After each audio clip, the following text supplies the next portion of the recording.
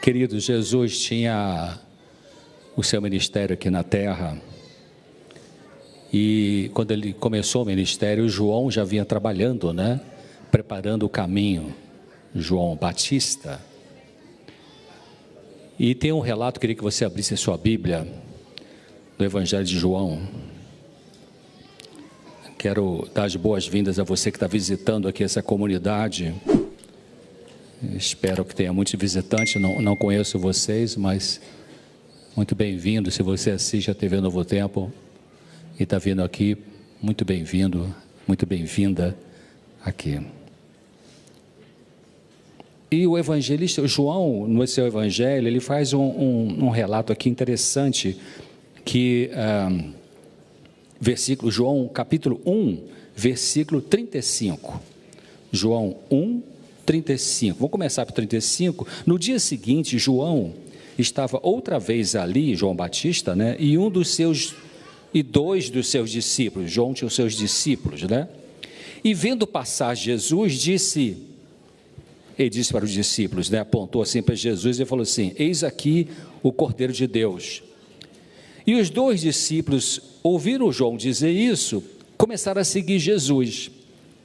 E o versículo 38, a primeira parte, diz assim: e Jesus, voltando-se e vendo que eles o seguiam, disse-lhes, ou perguntou: o que vocês buscam? Essa pergunta, o que você busca? O que você veio fazer hoje aqui de manhã?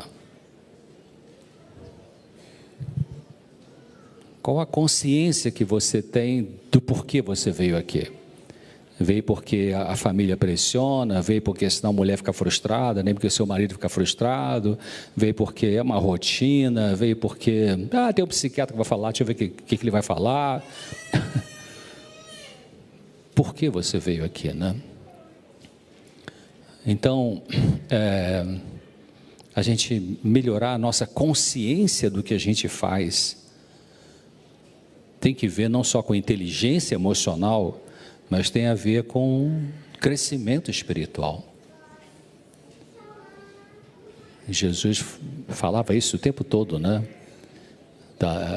Quando ele falava, agora se aproxima o príncipe deste mundo, e ele nada tem em mim, porque ele é das trevas, eu sou da luz, eu sou a luz, vou dar luz para você. O tempo todo Jesus está falando assim desse upgrade, desse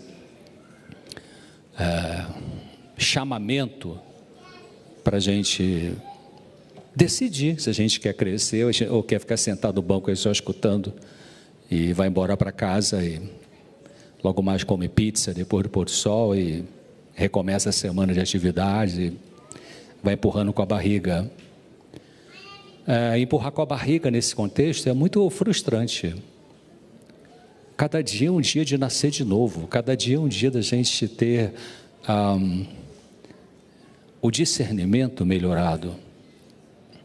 Cada dia é um dia que a gente pode lembrar daquela frase de Jesus, que ele falou assim: não foram vocês que escolheram a mim, mas eu escolhi vocês. Quer dizer, ele escolhe eu e você para dar essa luz que vem da palavra, operada pelo Espírito Santo.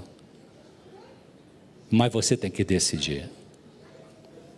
A Bíblia diz que Jesus bate na porta sua, mas você que abre ou não abre. Queridos, há uma diferença muito grande entre religião, religiosidade e espiritualidade. O tema não é esse, mas Deus sabe por que eu estou falando isso. Não tinha preparado eu pensar em falar isso. Talvez alguém precise escutar aqui, e eu também. Então, tem pessoas que são muito religiosas, às vezes até extremadas, mas não são espirituais. Os judeus que perseguiam Jesus Cristo era assim, o cara cheio de religião da cabeça ao pé, mas não tinha espiritualidade nenhuma.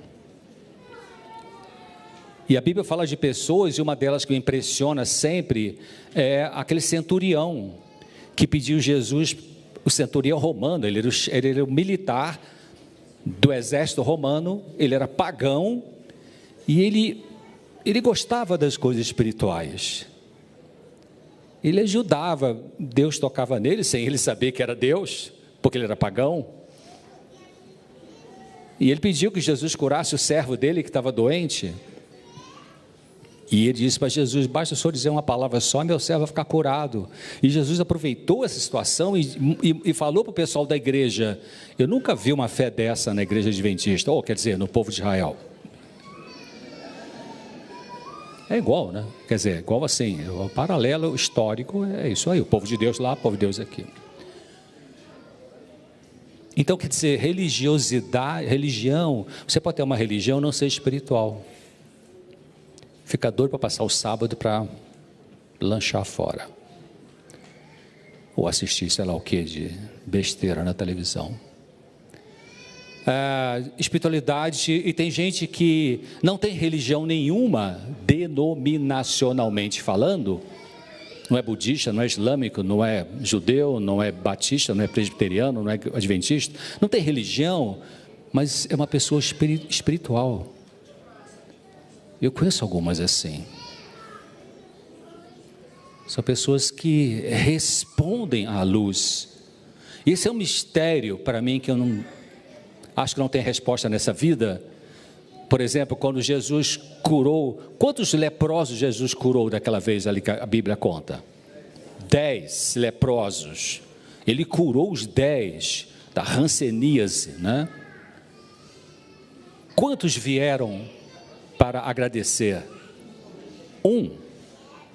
Então esses 10 tiveram a cura física, mas 1 teve a cura, além da cura física, teve a cura espiritual, que é mais importante do que a física, porque tem doença nessa vida que não vão ser curadas com top de medicina, não tem cura.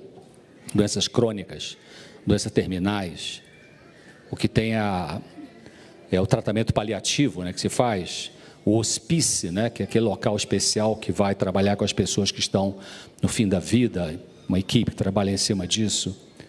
Mas sempre, deixa eu repetir a frase, tem algumas patologias, algumas doenças mentais ou físicas que não vão ter cura nessa vida. Pode ter a gente chama de prevenção terciária, né? Quer dizer, você minimiza os efeitos da doença, mas não tem como curar. Mas sempre tem cura para as doenças espirituais. Agora, hoje, você pode sair daqui com uma cura espiritual, que eu não tenho a mínima noção de qual é que você precisa, eu sei qual que eu preciso. Então, onde está Deus quando chega a dor, né? A Bíblia fala, tem um salmo que diz assim: o choro pode durar uma noite inteira, mas a alegria, o quê? Vem pela manhã. Mas você já teve experiência na sua vida, eu já tive na minha, de você chorar a noite inteira e a alegria não vir pela manhã? Onde está Deus nessa hora? A Bíblia não disse que vem alegria pela manhã? Então, queridos, vou pensar um pouquinho sobre isso. Eu tenho 25 minutos para a gente trabalhar em cima disso. Fecha seus olhos, vamos orar. Pai querido, nós temos alguns minutos aqui para refletir sobre a sua palavra, sobre a vida espiritual. O Senhor disse que onde estivessem 2 ou mais reunidos em seu nome, o Senhor estaria aqui, e nós estamos aqui em seu nome. Então, obrigado pela luz que vai chegar para nós hoje, por causa da sua misericórdia e por causa da nossa necessidade. Muito obrigado. Ilumina a nossa mente, expulsa aqueles caras que perturbam a nossa vida nessa guerra do campo espiritual, para que a sua voz seja clara nesse momento, em nome de Jesus, amém. Para ganhar tempo, Gênesis, naquele capítulo 3, fala da história da queda do ser humano. Deus criou eu sou criacionista, eu não sou evolucionista. Eu creio que é um Deus criador do universo. Alguns cientistas estão usando a palavra designer inteligente. Tudo bem. Então Deus criou nesse patamar a humanidade. Nós caímos, estamos aqui há 6.000 anos, quase 6.000 anos ali, literais. E Jesus está voltando dentro de poucos meses, pode ser 32, 64, 93, para restaurar a humanidade e levar naquele patamar que existia antigamente lá. Éden, Deus colocou a humanidade no Éden. Éden me parece que a palavra significa lugar de delícias.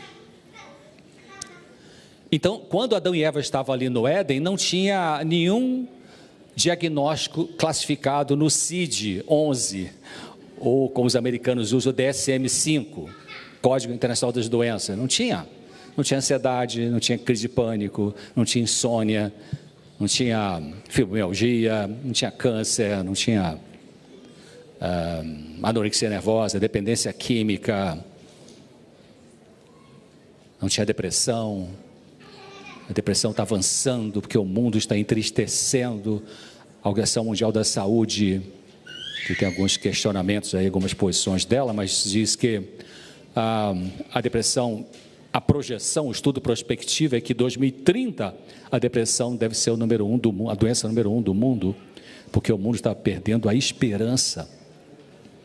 Olha a corrupção, olha a violência, olha a competitividade cruel, fraudes eleitorais que prejudicam o povo vergonhosamente.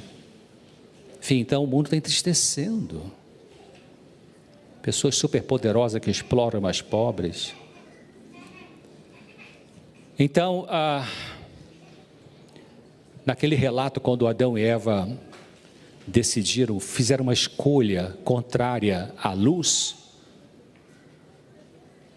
entrou, o relato bíblico diz ali em Gênesis 3, entrou, a Bíblia fala a palavra, eles tiveram medo, mas entrou uma coisa na natureza humana chamada angústia.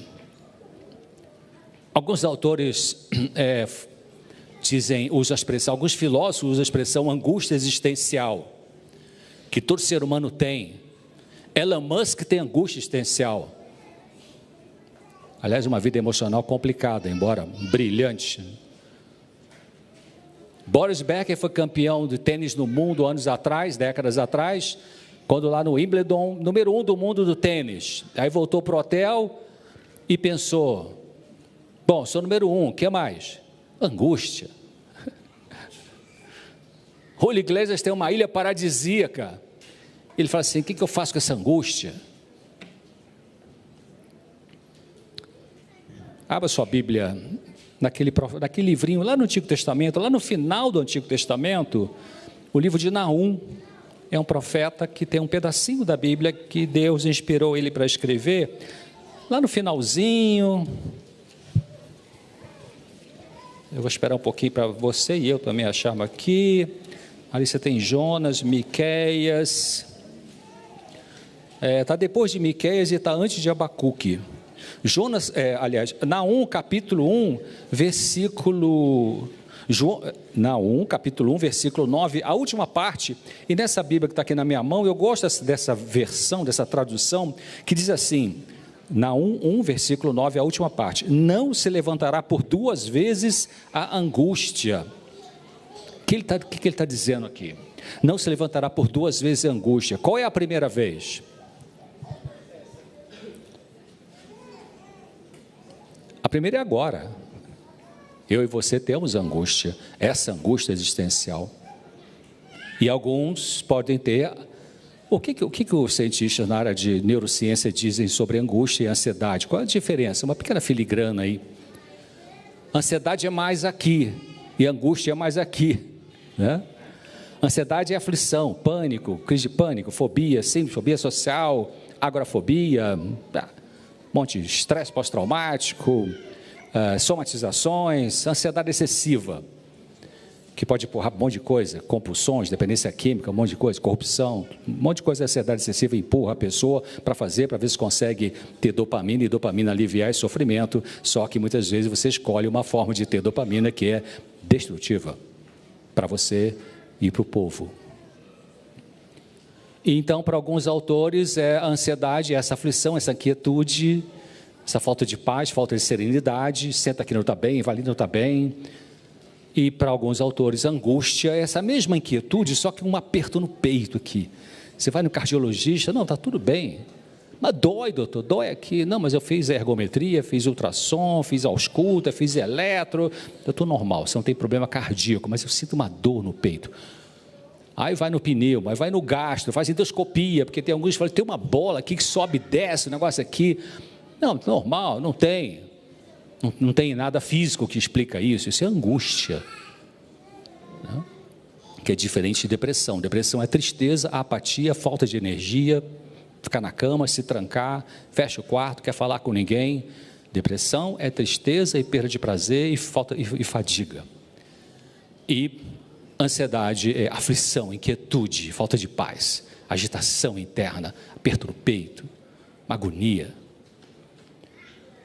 Então aqui está dizendo que não virá angústia segunda vez, aqui está falando de angústia existencial, essa que todas as pessoas desse planeta têm. Às vezes eu vejo uma mãe com um bebezinho no colo de poucos dias, nascido, meses, e às vezes eu lembro disso, eu olho assim e falo, puxa, já tem angústia ali naquela criancinha, né? Que vai se manifestar de outra forma, de alguma forma, mais adiante. Abra sua Bíblia agora em Provérbios, capítulo 12. Provérbios, capítulo 12.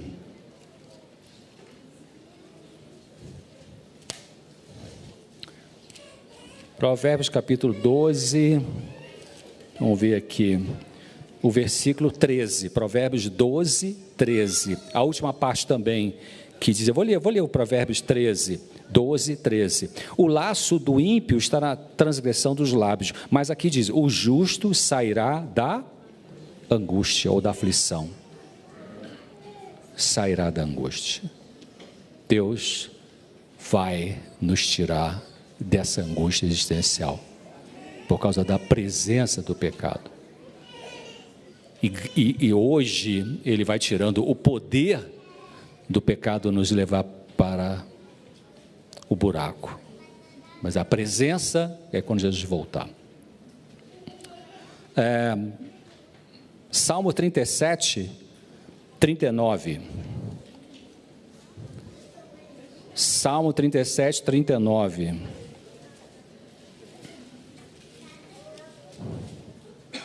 Mas a salvação dos justos vem do Senhor, Ele é a sua fortaleza no tempo de angústia. Então, queridos, a chave da felicidade não é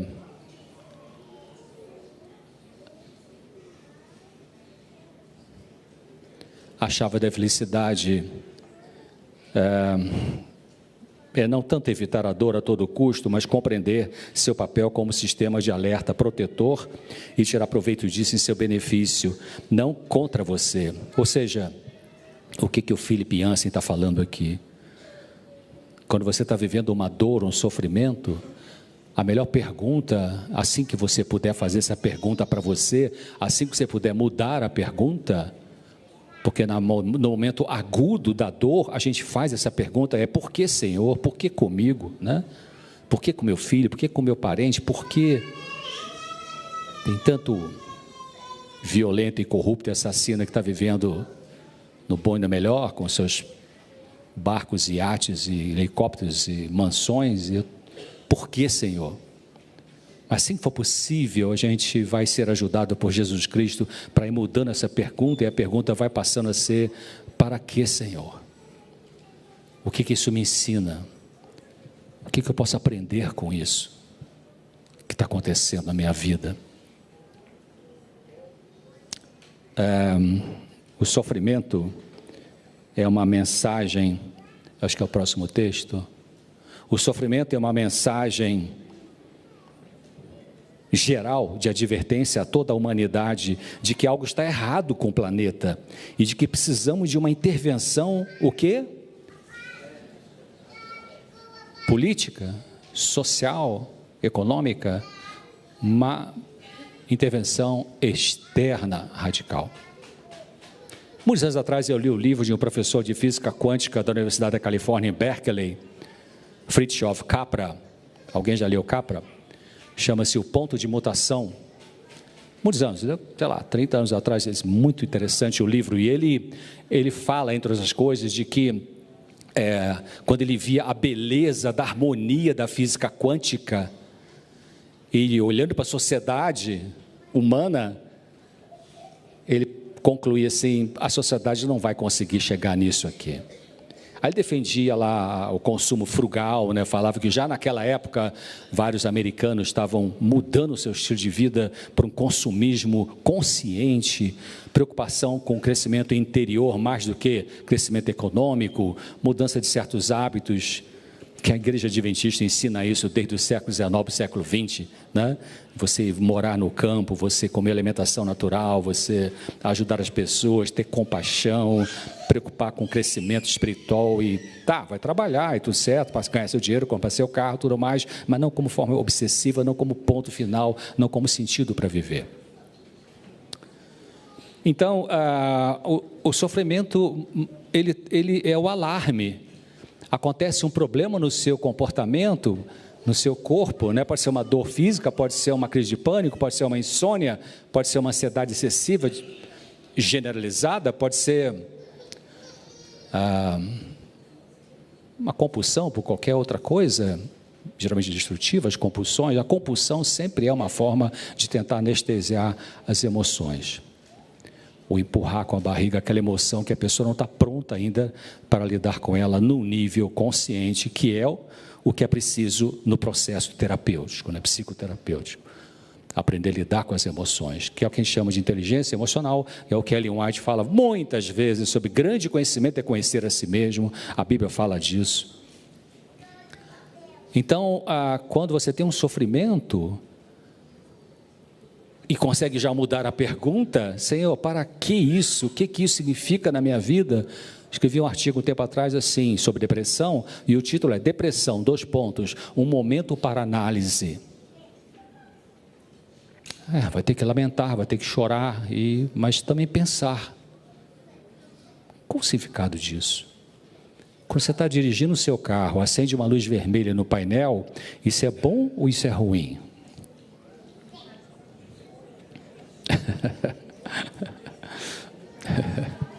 É interessante que o fabricante coloca várias luzinhas vermelhas ali, né? Do óleo, da bateria, da ignição, não sei mais o que e tal. É bom ou é ruim? As duas coisas, né? Claro, é ruim porque, cara, logo agora, estou tanta coisa para fazer, preciso chegar no trabalho, pá. Mas é bom porque está avisando para você. A luz vermelha no painel do seu carro não vem para te prejudicar, vem para te ajudar a parar e consertar. O sintoma que vem na tua vida não vem para te prejudicar, vem para você parar e consertar.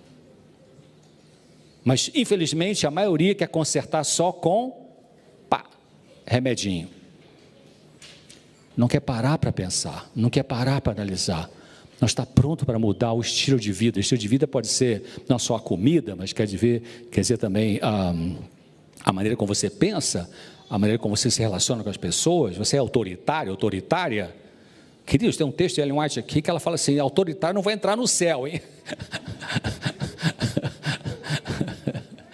Autoritário no sentido assim, pessoa que não é pessoa que tem uma determinação proativa, empreendedora, isso é diferente de pessoa autoritária.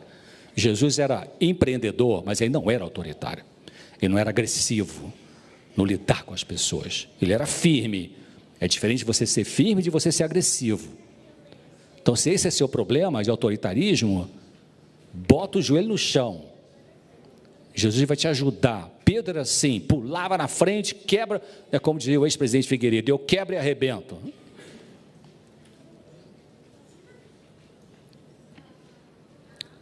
E aí Pedro foi sendo amansado por Jesus, gradativamente amansado. Lá no final, 3 anos de terapia intensiva com Jesus Cristo. Cara, olha quantas horas de sessão de terapia. 3 anos. Final de 3 anos, quando ele disse, não conheço esse homem. 3 vezes, não foi? Aí, pá, aquele foi o dia da cura para Pedro. Por isso que eu falei, queridos, cura espiritual sempre tem. Se você quiser. A escolha é sua. E para você ter cura espiritual, você não precisa dar dízimo, dar oferta, nada disso. Que é chamada manipulação da teologia da prosperidade. Basta, né? É a luta, né? Entregar teu eu, tua arrogância, tua pretensão, teu orgulho, tua vaidade, tua depreciação própria também. Se você vive se desvalorizando, se depreciando, cuidado para não confundir isso com humildade. As pessoas humildes não são aquelas que depreciam você. E nem pessoas humildes são pessoas pobres. Tem pessoa pobre financeiramente que é orgulhosa. E tem pessoa muito rica financeiramente que é humilde. Tá? Então, 7 minutos. E eu só estou começando, né? Mas, vamos lidar com esse sofrimento, né? Queridos, 2 erros que a gente pode ter em relação ao sofrimento. Um é atribuir o sofrimento a Deus. Deus está me mandando essa dor, essa doença para me provar. Queridos, Deus, Criador do universo, não manda doenças sobre as pessoas. Quem faz isso é aquele cara que foi expulso do céu. Se você colabora com quebrar os princípios de saúde física, mental, social e espiritual. Então, cuidado, esse conceito de que Deus manda uma doença para testar, para provar, para amadurecer, é o conceito que os judeus tinham no tempo de Jesus. E por isso que quando Jesus foi lá, que ele foi curar os cegos de nascença, qual foi a pergunta que os discípulos de Jesus, que estavam impregnados com essa ideologia de que Deus mandava doença para punir, enfim, qual foi a pergunta que os discípulos fizeram a Jesus? Senhor, quem pecou? Foi para ele nascesse cego? Foram os pais dele ou foi? Não foi? Foi a pergunta? E você viu a resposta de Jesus? Não tem nada a ver com Deus essa cegueira aqui. Cuidado com isso. E o segundo conceito errado sobre sofrimento é você achar que a vida com Deus nunca vai trazer sofrimento. Então não bote placa na igreja, na frente da igreja assim, venha para aqui e pare de sofrer. Alguém já viu placa dessa? Eu já vi várias. Qual é a placa melhor para colocar lá segundo o Evangelho? Venha e nós vamos trabalhar junto com você para te ajudar a ficar forte para você lidar com o sofrimento. Que temos nessa vida. Então,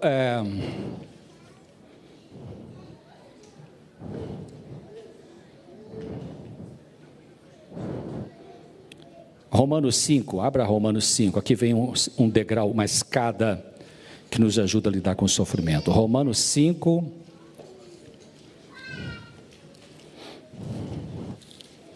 de 3 a 5. Carta de Paulo aos Romanos, capítulo 5, de 3 a 5. E não somente isto, verso 3, Romanos 5, versículo 3. E não somente isso, mas também nos gloriamos nas tribulações. Olha que cara maluco, né? Ficar contente com tribulação, como é que pode isso? E não estava usando medicação nenhuma aqui, viu? E não somente isso, mas também nos gloriamos nas tribulações, sabendo que a tribulação, ou a provação, ou o sofrimento, né, produz a paciência. E a paciência, ou a resistência, a experiência. E a experiência produz a esperança. E a esperança não traz confusão, porque o amor de Deus está derramado em nossos corações pelo Espírito Santo que nos foi dado. E você sabe que a mente depressiva, ela é encharcada de desesperança. A ideia suicida vem por causa da desesperança. As pessoas que pensam em se matar, não é que elas querem morrer, elas querem se matar porque elas não sabem como sair do sofrimento e acha que não tem saído do sofrimento, então ela quer acabar com o sofrimento. Se não tem saído do sofrimento, então vou acabar comigo mesmo, aí acaba com o sofrimento, mas não querem morrer. Então elas precisam ser ajudadas para desenvolver esperança, saída, que tem saída. Tem saída para a depressão? Tem saída para a depressão. A palestra não é sobre isso, ontem eu falei sobre isso.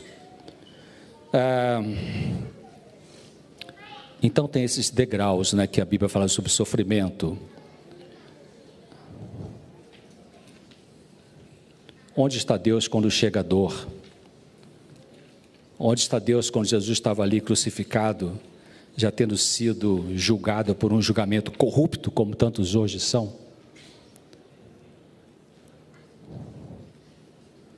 Pregado na cruz, um Deus pregado na cruz,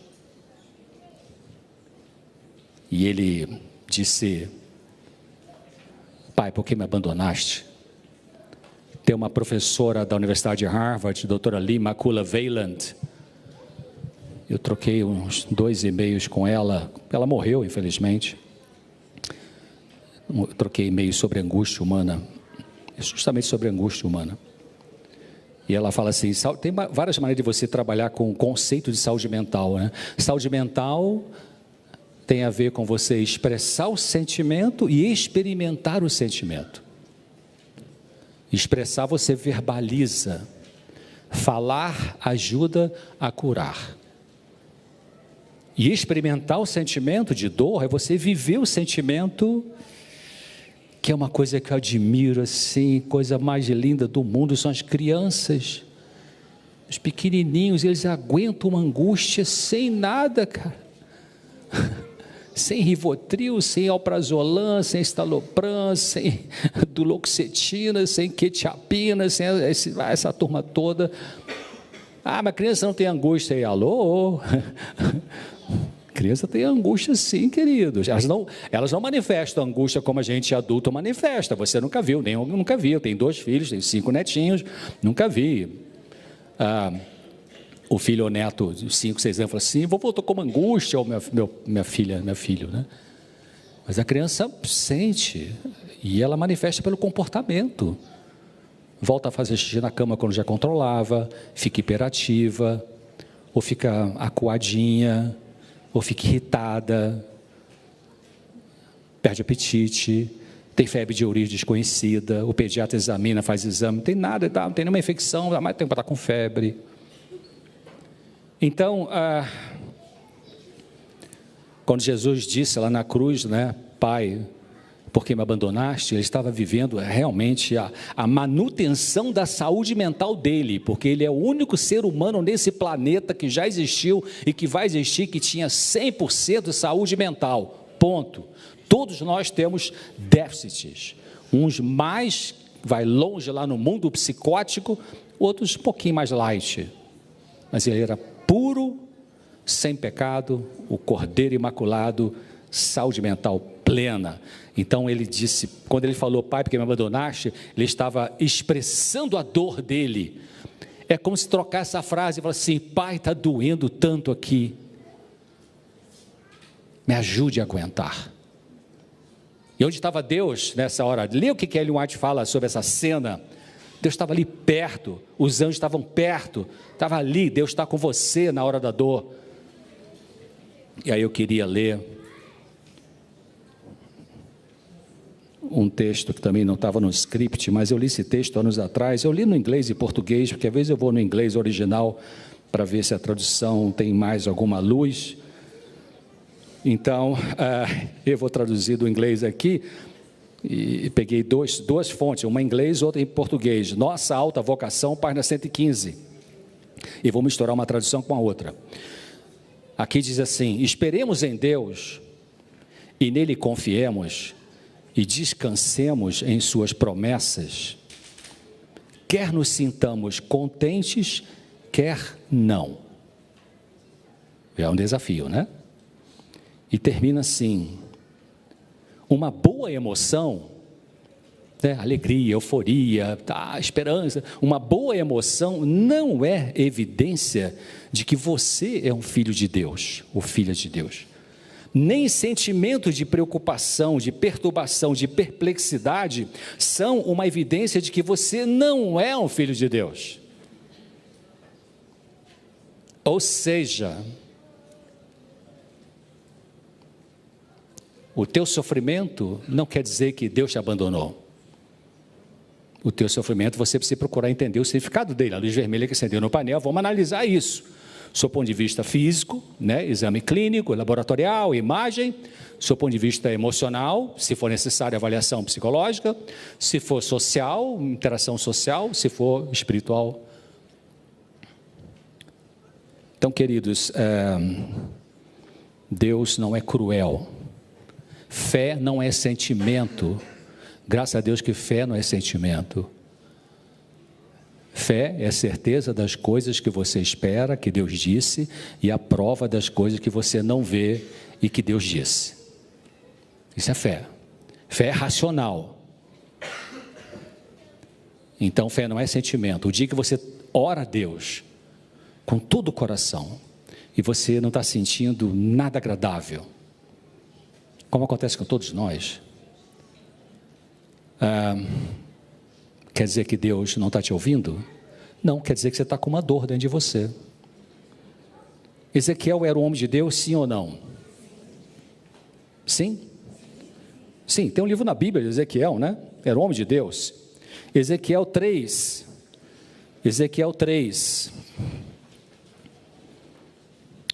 versículo 14. Ezequiel 3,14, ele está falando dele mesmo ali naquele dia. Então ele fala assim, Ezequiel que está falando, Ezequiel 3,14, então o Espírito Santo, né, me levantou e me levou, e eu fui muito triste, no ardor do meu espírito, na angústia do meu espírito, mas a mão do Senhor era o quê? Forte sobre mim. Então, cuidado com aquele cara que foi expulso do céu, que o dia que você está sentindo mal, ele vai sussurrar no teu ouvido. Está vendo? Se você tivesse fé, se você estivesse bem com Deus, você não estava sentindo isso. Como é que você responde essa insinuação maligna? Deus me ama, me perdoa, eu sou filho, filha dele, Jesus é o meu Senhor, e Ele vai me ajudar a sair dessa situação de dor. E não dá conversa para o cara.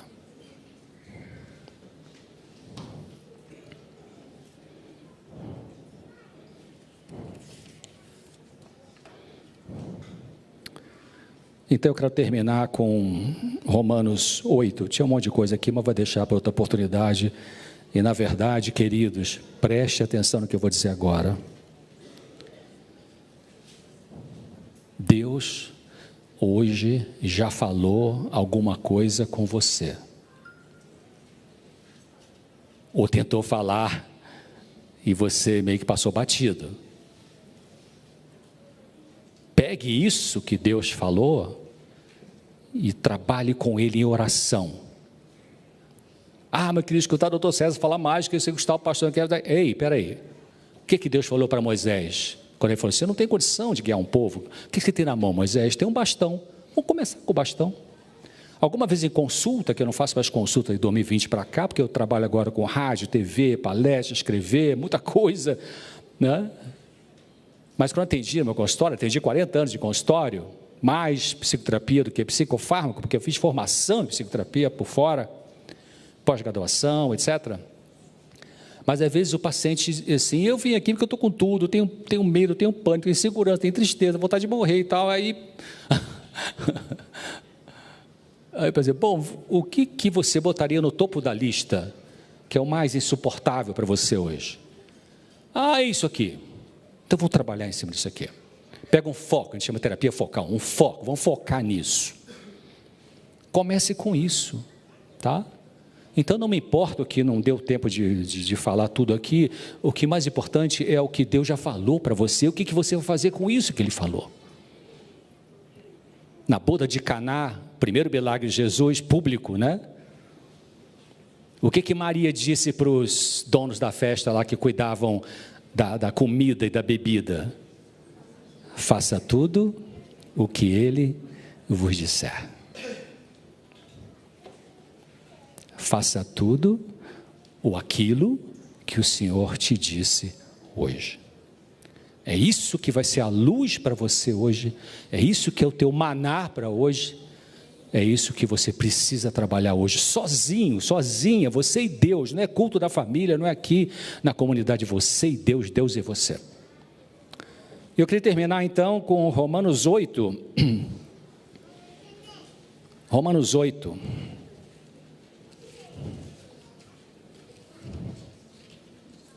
capítulo 8, vamos ler o verso 18 até o 21, Romanos 8, 18 a 21. Porque para mim, Paulo está dizendo aqui, tenho por certo que as aflições desse tempo presente não são para comparar com a glória que em nós há de ser revelada. Como assim glória, queridos? Paulo fala lá para trás em Romanos capítulo 3, de que o pecado tirou a glória de Deus em nós. O que é glória de Deus? Glória de Deus é o caráter de Deus, é a beleza. Eu estava sentado ali, vi as criancinhas, eu ia ser pediatra, depois quando deu o primeiro plantão de pediatria, eu falei, cara, não, uma coisa é gostar de criança, outra coisa é tratar de criança. De cara chegou uma mãe com o bebezinho, está morrendo meu filho, está morrendo meu filho. Eu falei, meu Deus, chama o médico aí e tal. Fica apavorado. Eu era acadêmico, né? Tinha 5º ano, 6º ano, então a supervisora veio ali para atender junto comigo e tal. Mas aí mudei de pediatra para psiquiatria. Mas a pureza das crianças, a pureza relativa das crianças, né? Porque já são contaminadas também, claro, né? Infelizmente, né? Então, glória de Deus é o caráter dele, a honestidade, a simplicidade, as crianças são verdadeiras, né? Depois vai contaminando. Você sabe que a palavra adulto, a gente vai adulterando a nossa criança de dentro, né? E perdendo essa beleza da pureza, da inocência tão linda, né? Que é das crianças, que dizem na lata a verdade para a gente, né? O sinal está vermelho, o trânsito, é verdade, querido, eu vou parar. Então, queridos, o chamado básico, genérico, geral de Deus, para eu e você estarmos aqui hoje, nessa manhã, significa muita coisa, eu e você estamos aqui, né, nesse templo, muita coisa, teve muita dor, para eu e você podermos estar aqui, que alguém pagou essa dor. A salvação não é de graça, a salvação é de graça, mas não é de graça, alguém teve que pagar o preço disso, o nosso Senhor Jesus Cristo. Anos atrás eu estava lá fora, bebendo cerveja e fumando, numa hora dessa talvez. Valorize isso, olha o chamado que o Senhor fez para você, vir hoje aqui, não para escutar eu, para escutar Ele falando.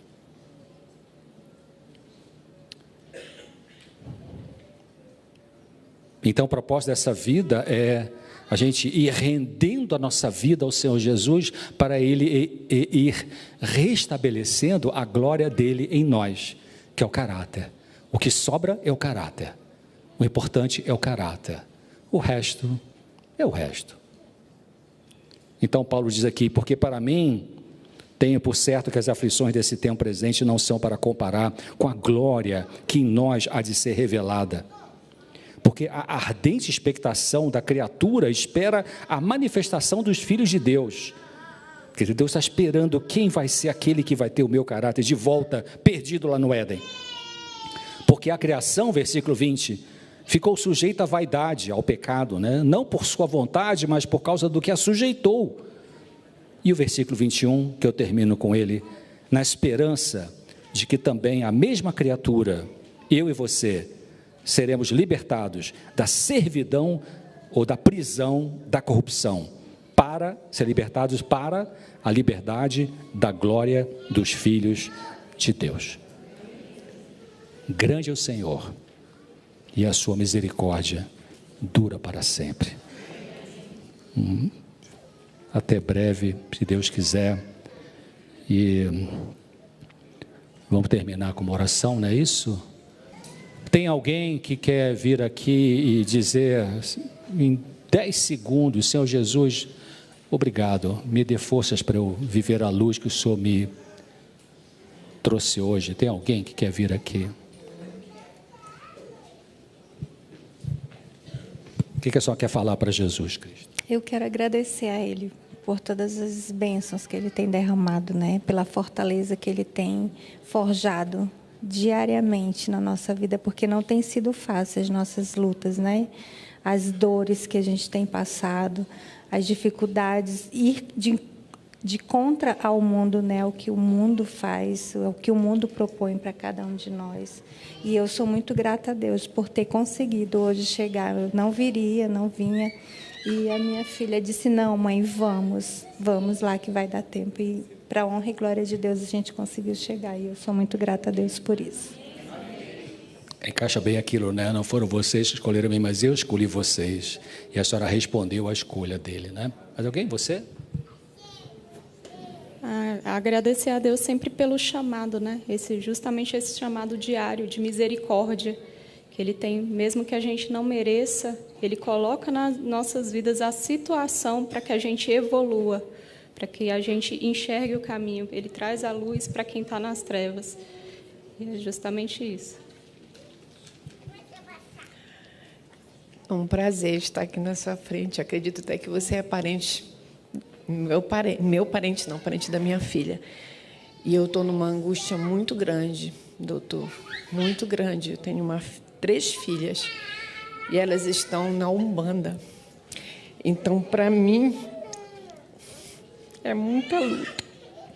E isso eu estou aqui porque eu tenho certeza que foi o Espírito Santo de Deus que me trouxe para lhe usar e para falar no meu coração que eu tenho que suportar essa dor. Obrigada. E para lhe dar força para poder seguir orando por elas, para Jesus libertá-las. Bem, em primeiro lugar, eu agradeço muito a Deus por tudo que Ele tem feito por mim. Eu perdi meu esposo, está com 9 meses, e tem sido uma luta muito grande para mim. Muito grande. Então, a única coisa que eu faço é pedir a Deus que me dê força e poder para vencer. Porque não tem coisa melhor na vida do que a gente ter um companheiro maravilhoso como eu tive.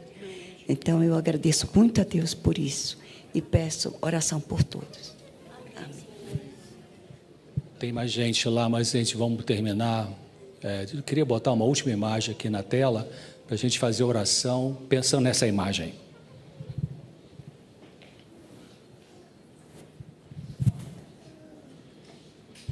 Então tá bem, fecha seus olhos, vamos orar. Pai querido, nosso Criador, muito obrigado por nos trazer aqui.